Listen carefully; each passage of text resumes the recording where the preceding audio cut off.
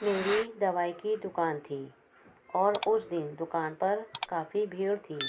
मैं ग्राहकों को दवाई दे रहा था।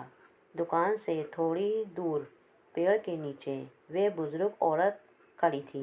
मेरी निगाह 2-3 बार उस महिला पर पड़ी तो देखा उसकी निगाह मेरी दुकान की तरफ ही थी।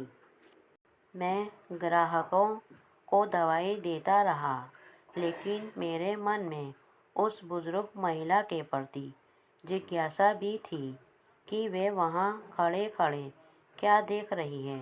जब ग्राहक कुछ कम हुए तो मैंने दुकान का काउंटर दुकान में काम करने वाले लड़के के हवाले किया और उस महिला के पास गया।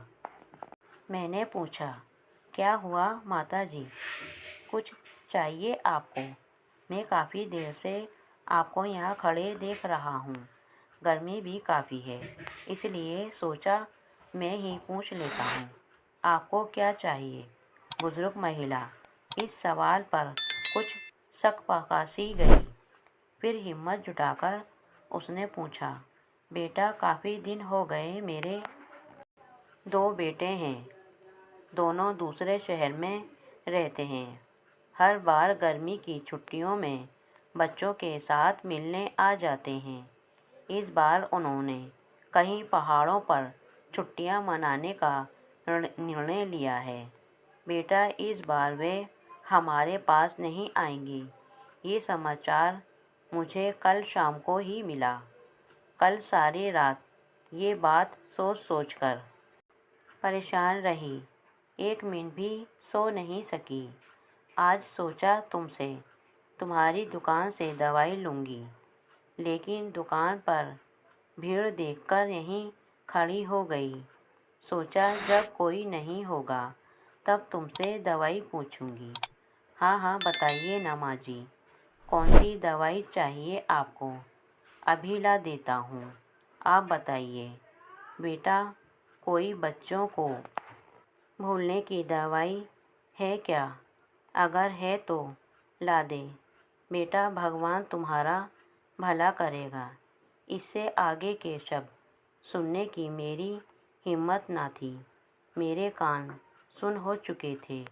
मैं उसकी बातों का बिना कुछ जवाब दिए चुपचाप दुकान की तरफ लौट आया, क्योंकि उस बुज़ुर्ग महिला की दवा उसके बेटों के पास थी, जो शायद विश्व के किसी मेडिकल स्टोर पर नहीं मिलेगी।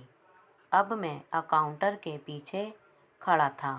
मन में विचारों की आंधी चल रही थी, लेकिन मैं उस पेड़ के नीचे खड़ी उस माँ से नज़रें भी नहीं मिला पा रहा था।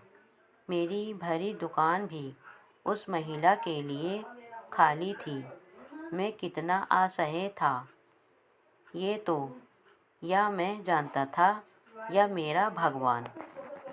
अब जब भी अपने शहर में ये सुनता हूँ कि इस बार गर्मियों की छुट्टियों में हम गांव न जाकर कहीं और घूमने जा रहे हैं, तो वे पेड़ के नीचे उन माताजी की वेदना अंदर तक झंझोड़ देती है।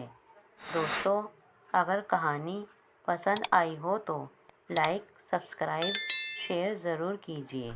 धन्यवाद।